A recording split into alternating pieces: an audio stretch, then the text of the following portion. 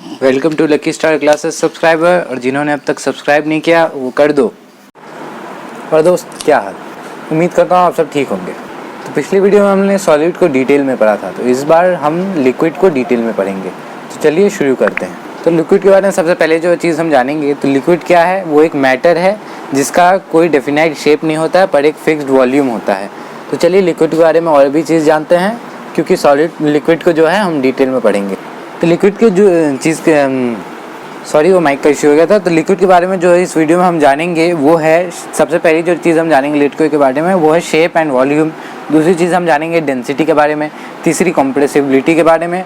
चौथी melting points के बारे में, etcetera etcetera etcetera etcetera etcetera चीज़ों के बारे में जानेंगे हम इस वीडियो में। तो वीडियो के अंत तक बने रहें। तो चलिए बिना किसी देरी के वीडियो को करते हैं शुरू। तो जो सबसे पहली चीज़ जो हम जानेंगे लिक्विड के बारे में वो है शेप एंड वॉल्यूम। तो लिक्विड का जो शेप होता है, the liquid do not has a definite shape. Liquid का कोई डेफिनाइट शेप नहीं होता है, पर एक फिक्स्ड वॉल्यूम होता है। मतलब एक वॉल्यूम जो है उसका फिक्स्ड रहता है, पर उसका जो शेप है, मान लीजिए सर्कल, स्क्वायर, वैसा कुछ भी फिक्स्ड नहीं है, वो कुछ भी हो सकता है जैसा उसको स्पेस मिलेगा। जैसे आप उसको बाउल में रखेंगे तो वो बाउल के शेप में आ जाएगा, अगर आप उसको ग्लास में रखिएगा तो ग्लास के शेप में आ जाएगा। तो उसका कोई डेफिनेट शेप नहीं होता है। लेकिन अगर आप उसे ग्लास में भी रखते हैं या बाउल में भी रखते हैं तो जितना वो अमाउंट होगा उतना ही होगा, मतलब कि उसका वॉल्यूम जो है वो फिक्स्ड रहता है। मैंने आपको ये पिक्चर भी दे दिया है ताकि आप आइडेंटिफाई कर सके लिक्विड का कैसा शेप होता है, कैसा वॉल्यूम होता है। तो इस पिक्चर को देख के आप समझ ही गए होंगे कि क्या शेप है, क्या वॉल्यूम है। तो चलिए आगे बढ़ते हैं। तो जो दूसरी चीज़ हम जानेंगे लिक्विड के बारे में वो है डेंसिटी। तो डेंसिटी क्या होती है? पानी में डूबने की क्षमता, मतलब कितनी जल्दी वो पानी में डूबता है या फिर पानी में ही फ्लो करने लगता है। तो इसी को हम लोग कहते हैं डेंसिटी। तो जो सॉलिड की जो डेंसिटी होती है वो सॉलिड के मुकाबले लो होती है। मतलब कि जो है लिक्विड, मान लीजिए आपने किसी बलून में लिक्विड भर दिया है, यानी कि पानी भर दिया है, तो उसका जो डेंसिटी होगा वो एक स्टोन से कम होगा। मतलब ये पानी में डूबने का इसका कम चांस है देन स्टोन। तो लिक्विड का जो डेंसिटी होता है वो लो होता है एज़ कम्पेयर टू सॉलिड। तो चलिए अब आगे बढ़ते हैं हम लोग। तो चलिए अब जान लेते हैं लिक्विड की कंप्रेसिबिलिटी के बारे में।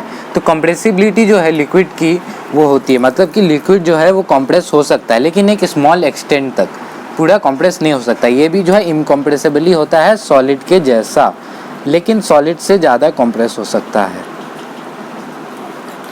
तो इतना आपको समझ में आ गया। मान लीजिए सॉलिड जो है वो थोड़ा सा भी कंप्रेस नहीं हो सकता है, लेकिन लिक्विड थोड़ा सा, एकदम थोड़ा सा उस कंप्रेस हो सकता है। ये डायग्राम गलत बन गया, इसको इग्नोर करिए। तो चलिए आगे बढ़ते हैं और लिक्विड के बारे में और भी चीज़ जानते हैं। तो चलिए अब जान लेते हैं हम melting point and boiling point के बारे में। तो चलिए इसके डेफिनेशन को हम लिख लेते हैं। तो चलिए हमने डेफिनेशन लिख लिया है, अब हम इसको आपको समझा देते हैं। तो जो है melting point and boiling point जो होता है सॉलिड का, तो जब melting and boiling point is lower than solid, जो लिक्विड का मेल्टिंग और बॉइलिंग पॉइंट होता है वो सॉलिड से जो है वो कम होता है, मतलब वो उससे कम टेम्परेचर में बॉयल या मेल्ट हो जाता है। तो और जो मेल्टिंग पॉइंट जो है लिक्विड का वो रूम टेम्परेचर के नीचे होता है, मतलब रूम टेम्परेचर के बिलो में वो मेल्ट हो जाता है। लेकिन जो बॉइलिंग पॉइंट है लिक्विड का वो रूम टेम्परेचर से हाई होता है। मान लीजिए रूम टेम्परेचर 30 डिग्री सेल्सियस है, तो 30 डिग्री सेल्सियस से नीचे अगर लिक्विड एवोपरेट हो जाता है तो उसको कहेंगे हम लोग मेल्टिंग पॉइंट। और अगर वो 30 डिग्री सेल्सियस के ऊपर एवोपरेट होगा तो उसको हम लोग कहेंगे बॉइलिंग पॉइंट। तो जो रूम टेम्परेचर है उसके हिसाब से बॉइलिंग पॉइंट और मेल्टिंग पॉइंट कहा जाता है। तो आपने, मुझे लगता है आपको समझ में आ गया होगा। तो चलिए अब जान लेते हैं हम डेफिनेशन फ्लूइडिटी के बारे में। तो चलिए इसका डेफिनेशन हम लिख लेते हैं। फ्लो करने की जो क्षमता होती है उसे हम कहते हैं फ्लूइडिटी। तो इतनी बात आपको समझ में आ गई होगी। अब ये क्यों होता है मैं आपको बताता हूँ। आपने देखा होगा कि जब भी पानी जो है फ्लोर पे स्प्रेड हो जाता है तो फ्लो करने लगता है। अब ऐसा क्यों होता है? क्योंकि जो लिक्विड है हमारा, उसका जो इंटरमॉलिक्यूलर स्पेस होता है वो हाई होता है, मतलब ज़्यादा होता है। उसके पार्टिकल्स थोड़े दूर दूर में स्प्रेड हुए रहते हैं, तो इसके कारण वो फ्लो कर सकता है। लिक्विड फ्लो नहीं कर सकता, पर सॉलिड फ्लो नहीं कर सकता, पर लिक्विड यहाँ पे फ्लो कर सकता है। अब ये क्यों होता है? हाई काइनेटिक एनर्जी के कारण हाई काइनेटिक एनर्जी इसलिए प्रोड्यूस होती है क्योंकि पार्टिकल्स फ्री रहते हैं, फ्री रह के जब वो मूव करते हैं तब काइनेटिक एनर्जी प्रोड्यूस होती है। तो मैं उम्मीद करता हूँ आपको समझ में आ गया होगा। तो चलिए अब आगे बढ़ते हैं। लिक्विड की एक और प्रॉपर्टी होती है जिसको हम कहते हैं डिफ्यूज़न। डिफ्यूज़न यानी किसी चीज़ में किसी चीज़ का मिलना। मान लीजिए एक गिलास में आपने पानी लिया हुआ है, उसमें आपने पानी लिया हुआ है, इसमें अगर आप सॉलिड पार्टिकल्स यानी कि चीनी को अगर आप इसमें मिला दें पानी में, तो ये इसमें डिफ्यूज़ हो जाएगा, मिल जाएगा। यहाँ तक कि अगर आप इसमें कोई गैस भी मिलाए वो गैस भी इसमें मिल जाएगा।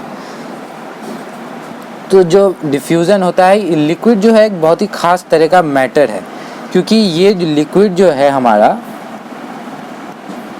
ये हम सॉलिड में भी इसको कन्वर्ट कर सकते हैं और इसको गैस में भी कन्वर्ट कर सकते हैं। तो ये बहुत ही इंटरेस्टिंग टाइप का मैटर है। साथ ही साथ इसमें बहुत सारी चीज़ें डिफ्यूज़ भी हो जाती है, मतलब कि मिल जाती है, जैसे सॉलिड, जैसे कि गैस, ये दोनों चीज़ भी लिक्विड में मिल जाती है। तो लिक्विड क्या है, एक बहुत ही इंटरेस्टिंग टाइप का मैटर है। इसमें बहुत सारे अलग प्रॉपर्टीज़ होते हैं as compare to solid and gas. तो डिफ्यूज़न के बारे में मैंने आपको बता दिया, किसी चीज़ में किसी चीज़ का मिलना, यानी कि पानी में मान लीजिए हमने चीनी को ऐड कर दिया तो वो उसमें मिल गया, डिफ्यूज़ हो गया। तो आप ये समझ गए होंगे। तो चलिए आगे बढ़ते हैं। तो चलिए अब जान लेते हैं फ्रीजिंग के बारे में। फ्रीजिंग एक ऐसा प्रोसेस है जिससे लिक्विड जो है हमारा सॉलिड में कन्वर्ट हो जाता है। ये होता है टेम्परेचर बिलो 0 डिग्री सेल्सियस। अगर हम जो है वाटर को, यानी वाटर एक टाइप का लिक्विड है, अगर हम इसको 0 डिग्री सेल्सियस में रखें तो ये जो है लिक्विड से सॉलिड में कन्वर्ट हो जाएगा, और इसी प्रोसेस को हम कहेंगे फ्रीजिंग। उम्मीद करता हूँ आपको ये भी समझ में आ गया होगा। तो चलिए आगे बढ़ते हैं और जानते हैं एवोपरेशन के बारे में। तो इवेपोरेशन क्या होता है? Conversion of liquid to gas below room temperature by using atmospheric heat. मतलब एटमॉस्फेयर में जो गर्माहट होती है, उस गर्माहट की मदद से जब पानी हमारा एवोपरेट होता है उसे हम कहते हैं एवोपरेशन। उस प्रोसेस को हम कहते हैं एवोपरेशन। एवोपरेशन जो है सराउंडिंग को कूल कर देता है।